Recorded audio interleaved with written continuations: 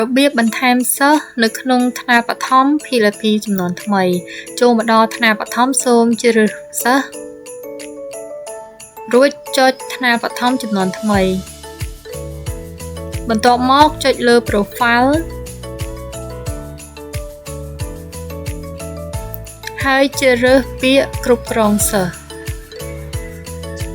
ចូលមកដល់ការគ្រប់គ្រងសិស្សសូមចុចពាក្យ Add បន្ថែមសិស្ស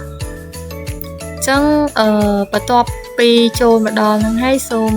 បំពេញព័ត៌មានផ្ទាល់ខ្លួនរបស់សិស្ស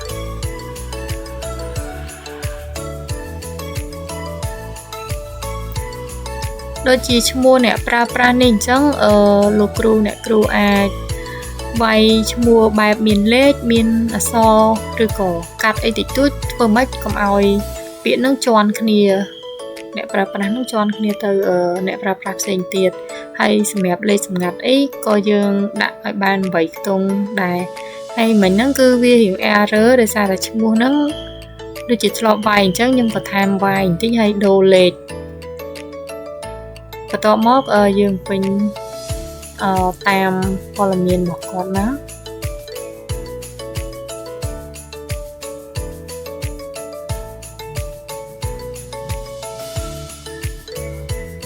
បន្ទាប់ពីបំពេញរួចរាល់ហើយសូមលោកគ្រូអ្នកគ្រូចុចពាក្យថាបន្ថែមសិស្ស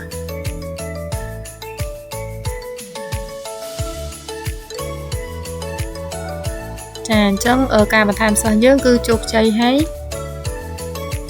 សូមអរគុណលោកគ្រូអ្នកគ្រូដែលបានទស្សនាវីដេអូ